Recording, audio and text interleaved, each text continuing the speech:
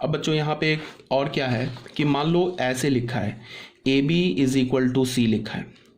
अब क्या है कि ए तो प्री मल्टीप्लायर है, तो ए पर हमने कोई रो ट्रांसफॉर्मेशन लिया, ठीक है। ए पर हमने क्या किया, कोई रो ट्रांसफॉर्मेशन लिया, वो सेम रो ट्रांसफॉर्मेशन यहाँ ले लिया, तो A1 हो गया, ये B पे तो कुछ नहीं किया, ये C से C1 हो गया, ये होल्ड करेगा। फिर A1 पे फिर दूसरा रो ट्रांसफॉर्मेशन लिया, ये A2 बन गया, B एज इट इज़, फिर सेम रो ट्रांसफॉर्मेशन लिया तो C2 हो गया, तो ये भी होल्ड करेगा। तो ये बात आ रही है समझ में। अब इसी पे मैं ऐसे भी लिख सकता हूँ AB is equal to C है। अब ये B जो है ना A का पोस्ट मल्टीप्लायर है, तो इस पर अगर मैं ट्रांसफॉर्मेशन यूज़ करना चाहता हूँ तो मैंने B पर कॉलम ट्रांसफॉर्मेशन लिया, सेम कॉलम ट्रांसफॉर्मेशन यहाँ लिया, तो B से क्या बन गया B1 और C से क्या बन गया C1। फिर B1 पे मैंने फिर कोई दूसरा कॉलम ट्रांसफॉर्मेशन लिया, वही सेम कॉलम ट्रांसफॉर्मेशन यहाँ लिया, ये क्या बन गया AB2, ये क्या बन गया C2। ऐसे करके तुम जितनी बार एक्सटेंड करना चाहते हो कर सकते हो, ठीक है। तो अब समझ में आ गया होगा, ठीक है। अभी भी नहीं समझ में आया तो आप क्या करोगे कि आप मुझसे डाउट पूछ सकते हो, ठीक है। अब इसी चीज़ को, ये जो मैं तुम्हें थ्योरम बता रहा हूँ ना, इसी चीज़ को हम यूज़ करके किसी मैट्रिक्स का, ए मैट्रिक्स का मतलब नॉन सिंगुलर मैट्रिक्स का इन्वर्स निकालेंगे। अब बच्चों आ जाओ, मैंने क्या बोला था पहले, मैंने बोला था कि इन्वर्स निकालने के 3 मेथड्स हमें जानने। पहला मेथड क्या बोला था, A inverse is equal to 1 upon determinant A into adjoint A, ये पहला मेथड था। दूसरा मेथड में क्या बोला था कि इन्वर्स कैसे निकालेंगे, कि कोई मैट्रिक्स इक्वेशन गिवन होगा, उसको ऐसे क्वेश्चंस मैंने करा रखे हैं, उसको हम लोग क्या करेंगे कि ए इन्वर्स से मल्टीप्लाई करेंगे दोनों साइड, वहाँ से उस मैट्रिक्स इक्वेशन से इन्वर्स निकालेंगे। ऐसे क्वेश्चन मैंने ऑलरेडी करा रखे हैं। तो इन्वर्स के 2 मेथड मैंने बता रखे ऑलरेडी। अब जो थर्ड मेथड है ना, वो क्या है, by using elementary row transformation और कॉलम ट्रांसफॉर्मेशन। तो 3 मेथड हो गया। अब क्वेश्चन कैसे आएगा, क्वेश्चन में जो ये, अच्छा पहली बात की ये जो मैं अभी बता रहा हूँ ना रो कॉलम ट्रांसफॉर्मेशन, ये जेईई मेंस एडवांस में नहीं है, आ रही बात समझ में, और बाकी किसी कॉम्पिटिटिव एग्जाम में नहीं है, सिर्फ बोर्ड में है, ठीक है। तो ये ऐसे तो क्वेश्चन आएगा नहीं कि कोई मैट्रिक्स दे देगा, बोलेगा by using elementary row transformation find the inverse, ऐसा तो कुछ पूछेगा नहीं। तो ये सिर्फ बोर्ड के लिए। तो इसमें मैंने क्या बोला कि ये तीसरा मेथड है इन्वर्स निकालने का। तो इन्वर्स कैसे निकालेंगे वो बता रहा हूँ। अच्छा, उससे भी पहले क्वेश्चन में क्या होगा, जो बोर्ड में बता दिया, जेईई मेंस एडवांस में नहीं है टॉपिक, बोर्ड में है। तो बोर्ड में क्या होगा कि हमें ऐसे कोई एक मैट्रिक्स दे देगा, ठीक है। और अगर मान लो कि मैट्रिक्स दे दिया और बोला क्या कि find the inverse of this matrix, इतना बोल के वो चुप हो गया, तो इसका क्या मतलब है कि अब तुम्हारे पास एक मैट्रिक्स, सिंगल मैट्रिक्स दिया, तो अब तुम्हारे पास 2 ऑप्शन है। पहला ऑप्शन क्या है कि या तो तुम 1 upon determinant A into adjoint A use करके मैट्रिक्स का इन्वर्स निकाल लो, या तुम क्या है कि तुम एलिमेंट्री ट्रांसफॉर्मेशन यूज़ करके मैट्रिक्स का इन्वर्स निकाल लो, ठीक है। अब जो तीसरा जो मेथड है इन्वर्स निकालने का, वो तो यूज़ कर नहीं सकते हो, बिकॉज कोई मैट्रिक्स इक्वेशन नहीं गिवन है, वो तो सिंगल एक मैट्रिक्स दे रखा, बोला इन्वर्स निकालो। तो तुम्हारे पास 2 ऑप्शन है, या तो एलिमेंट्री रो ट्रांसफॉर्मेशन यूज़ कर लो, एलिमेंट्री ट्रांसफॉर्मेशन यूज़ कर लो, या तो 1 upon determinant A into adjoint A use कर लो। लेकिन अब अगर क्वेश्चन में ऐसे हो कि फाइंड द इन्वर्स, कोई एक मैट्रिक्स दे रखा है बाय यूजिंग एलिमेंट्री ट्रांसफॉर्मेशन, तब तुमको एलिमेंट्री ट्रांसफॉर्मेशन यूज़ करके ही इन्वर्स निकालना होगा। अगर तुमने उसमें 1 upon determinant A into adjoint a formula use कर लिया तो फिर वो गलत हो जाएगा, मार्क्स 0/0 हो जाएगा, ठीक है। ये बात आ गई समझ में।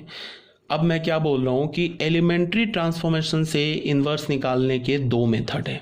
एक तो कॉलम ट्रांसफॉर्मेशन यूज़ करके इन्वर्स निकाल लो, एक तो तुम रो ट्रांसफॉर्मेशन यूज़ करके इन्वर्स निकाल लो। जनरली कॉलम ट्रांसफॉर्मेशन यूज़ करके इन्वर्स निकालते हैं, मतलब जनरली का मतलब तुम्हारे पास दोनों ऑप्शन है, या तो तुम कॉलम ट्रांसफॉर्मेशन यूज़ करके इन्वर्स निकाल लो, या तो तुम रो ट्रांसफॉर्मेशन यूज़ करके इन्वर्स निकाल लो। जनरली जो होता है वो क्या होता है कि रो ट्रांसफॉर्मेशन बच्चे यूज़ करके इन्वर्स निकालते हैं। बट अगर क्वेश्चन में गिवन है by using elementary row transformation find the inverse, तब तो तुम्हें रो ट्रांसफॉर्मेशन यूज़ करना होगा। अगर क्वेश्चन में गिवन है कि using elementary column transformation find the inverse, तब तुम्हें कॉलम ट्रांसफॉर्मेशन यूज़ करना होगा। और अगर क्वेश्चन में ऐसे गिवन है using elementary transformation find the inverse, तब तुम्हारे पास दोनों ऑप्शन है, या तो तुम कॉलम ट्रांसफॉर्मेशन यूज़ कर लो, या तो तुम रो ट्रांसफॉर्मेशन यूज़ कर लो, ठीक है। अब आ जाओ मेथड 1 में। अब इन्वर्स कैसे निकालेंगे वो बताया जा रहा है। हमारे पास एक कोई मैट्रिक्स दे रखा है, अब इन्वर्स की बात आ गई तो नॉन स्क्वायर मैट्रिक्स हम भूल गए, क्योंकि इन्वर्स तो हमारा स्क्वायर मैट्रिक्स का निकलता है और नॉन सिंगुलर स्क्वायर मैट्रिक्स का इन्वर्स निकलता है। तो हमने क्या बोला, एक हमारे पास ए मैट्रिक्स है n/n ऑर्डर का, उसका डिटर्मिनेंट 0 नहीं है, मतलब नॉन सिंगुलर है, ए इन्वर्स एग्जिस्ट कर रहा है। ठीक है, तो मेथड 1 में क्या बोला, using row transformation on pre multiplier. Row transformation use करके हम इन्वर्स कैसे निकालेंगे वो बताया जा रहा है। सबसे पहले हमने स्टेप 1 बोला, we know that i into A is equal to A होता है। ठीक है, ये बात आ रही है समझ में। हमने i को a के साथ प्री मल्टीप्लाई किया है। क्यों प्री मल्टीप्लाई किया, क्योंकि रो ट्रांसफॉर्मेशन यूज करने जा रहे हैं। अगर कॉलम ट्रांसफॉर्मेशन यूज करते तो हम क्या लिखते हैं, A I is equal to A. Row transformation में क्या लिखेंगे, आई ए इंटू ए। ठीक है, अब ये सब क्यों कर रहे हैं अभी तुमको समझ में आएगा जैसे जैसे आगे बढ़ते जाएंगे। उसके बाद सेकेंड स्टेप में क्या बोला, मेक राइट हैंड साइड एक identity matrix by some successive row transformation. Same row transformation is used in I pre multiplier of A. अब क्या करना है तुम्हें कि ये जो राइट हैंड साइड वाला है ना, इसको तुम्हें आइडेंटिटी मैट्रिक्स बनाना है। किसको यूज करना है, रो ट्रांसफॉर्मेशन को यूज करके इसे आइडेंटिटी मैट्रिक्स बनाना है। अब आइडेंटिटी मैट्रिक्स कैसे बनेगा वो तो मैं बताऊंगा अभी तुम्हें।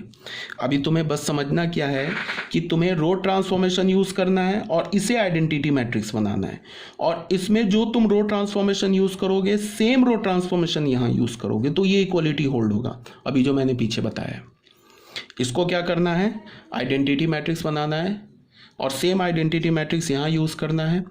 तो उसमें क्या होगा कि अब तुम देखो यहाँ क्या बोल रहा है, make right hand side identity matrix by some successive row transformation. कौन सा रो ट्रांसफॉर्मेशन यूज़ करोगे, कैसे करोगे वो अभी मैं क्वेश्चन में बताऊंगा। By some successive row transformation, same row transformation used in I pre multiplier of A. तो इसमें तुम रो ट्रांसफॉर्मेशन यूज करो, कितनी बार भी, 2 बार कर लो, 4 बार कर लो, 10,000 बार कर लो, वही सेम रो ट्रांसफॉर्मेशन यहाँ यूज करो। तो ये जब आइडेंटिटी मैट्रिक्स बनेगा, आई बन जाएगा, तो उस केस में ये आई क्या होगा, कोई मैट्रिक्स होगा बी। तो यहाँ पे हमें क्या मिल गया, B A is equal to I. तो ए का इन्वर्स ये बी मैट्रिक्स हो जाएगा, ए इन्वर्स बी हो जाएगा। अगर तुम इसमें रो ट्रांसफॉर्मेशन यूज किया, तुमने मान लो 5 रो ट्रांसफॉर्मेशन यूज किया, 5 रो ट्रांसफॉर्मेशन में ये ए मैट्रिक्स आइडेंटिटी मैट्रिक्स बन गया, तो वो 5 रो ट्रांसफॉर्मेशन तो तुम यहाँ भी यूज करोगे, तभी तो ये इक्वलिटी होल्ड होगा। तो मान लो 5 रो ट्रांसफॉर्मेशन यूज करने के बाद ये आई बी में चेंज हो गया, ए को तो कुछ नहीं करेंगे, तो B A is equal to I equation आ जाएगा। तो जैसे ही B A is equal to I आया, तो वैसे ही बी ए का इन्वर्स क्या हो जाएगा, बी हो जाएगा। अब मैंने तुम लोग को बता रखा है ना, अगर मान लो B A is equal to I given है, तो इसका क्या मतलब है, A B is equal to B I है। अगर बी ए आई के इक्वल है और ए और बी में से कोई भी एक नॉन सिंगुलर मैट्रिक्स है, तो A B is equal to B I है। तो A B is equal to B A is equal to I है, इसका मतलब ए का इन्वर्स बी है, बी का इन्वर्स ए है। ठीक है, अब आ जाओ थर्ड स्टेप हमारा हो गया A inverse is equal to B. अब आ जाओ मेथड नंबर 2, इसमें क्या बोल रहा है, यूजिंग कॉलम ट्रांसफॉर्मेशन। तो कॉलम ट्रांसफॉर्मेशन में हम क्या लिखेंगे, ए आई को ए का पोस्ट मल्टीप्लाई करेंगे ए। अब यहाँ क्या करेंगे, फिर राइट हैंड साइड को आइडेंटिटी मैट्रिक्स बनाएंगे। तो इसमें अब हम कॉलम ट्रांसफॉर्मेशन यूज करेंगे, वो सेम कॉलम ट्रांसफॉर्मेशन यहाँ यूज करेंगे। तो यहाँ क्या बोला है, make right hand side identity matrix by some successive column transformation. Same column transformation is used in I post multiplier of A. Same column transformation यहाँ तुम यूज करोगे, ठीक है, ए में। तो यहाँ पे क्या हो जाएगा कि इसमें मान लो कि तुमने 5 कॉलम ट्रांसफॉर्मेशन यूज़ किया, तो ये बन गया आइडेंटिटी मैट्रिक्स। वही सेम 5 कॉलम ट्रांसफॉर्मेशन यहाँ तुमने आई में यूज़ किया, तो ये बी मैट्रिक्स बन गया। तो फिर हमें क्या मिल गया, A B is equal to I. तो इस केस में क्या होगा, फिर ए इनवर्स भी हो जाएगा। ठीक है, तो समझ में आ रही है बात। यहाँ पे एक बार और फिर से बता रहा हूँ, अगर तुम्हें इन्वर्स निकालना है बाय यूजिंग एलिमेंट्री ट्रांसफॉर्मेशन, तो पहला मेथड क्या है, रो ट्रांसफॉर्मेशन। रो ट्रांसफॉर्मेशन से भी इन्वर्स निकाल सकते हो। अगर बोला जाए क्वेश्चन में find the inverse of A matrix A by using elementary transformation, तो 2 ऑप्शन है। पहला रो ट्रांसफॉर्मेशन। रो ट्रांसफॉर्मेशन के लिए तुम क्या लिखोगे, आई ए इज इक्वल टू ए। आई को क्या करोगे, प्री मल्टीप्लाई करोगे। इसके साथ कोई छेड़छाड़ नहीं करना है, ये एज इट इज रहेगा। अब एक कोई मैट्रिक्स गिवन होगा ना, मान लो कि ये मैट्रिक्स ऐसे गिवन है 3 4 5 6 ऐसे मैट्रिक्स गिवन है, ठीक है। तो यहाँ पे तुम क्या लिखोगे, आइडेंटिटी मैट्रिक्स 1 0 0 1। ए को ऐसे छोड़ दोगे, यहाँ तुमने क्या लिखा 3 4 5 6 ऐसे लिख लिया। अब मान लो कि इसमें हम क्या करेंगे, 4 कॉल रो ट्रांसफॉर्मेशन यूज किया इसमें, 4 नहीं, पहले अभी मान लो एक रो ट्रांसफॉर्मेशन यहाँ यूज़ किया, वही रो ट्रांसफॉर्मेशन यहाँ, सेम रो ट्रांसफॉर्मेशन यहाँ यूज़ किया, तो ये मैट्रिक्स एक कोई दूसरा मैट्रिक्स बन के आ जाएगा इनटू ए। इसमें रो ट्रांसफॉर्म करेंगे तो ये भी आ जाएगा। अब मान लो कि अगर ये आइडेंटिटी मैट्रिक्स नहीं है तो फिर इस पर हमने एक रो ट्रांसफॉर्मेशन यूज़ किया, फिर इस वही सेम रो ट्रांसफॉर्मेशन यूज़ किया, तो फिर एक मैट्रिक्स ऐसे बन के आ जाएगा। ये कब तक करते रहेंगे? जब तक ये राइट हैंड साइड वाला आइडेंटिटी ना बन जाए।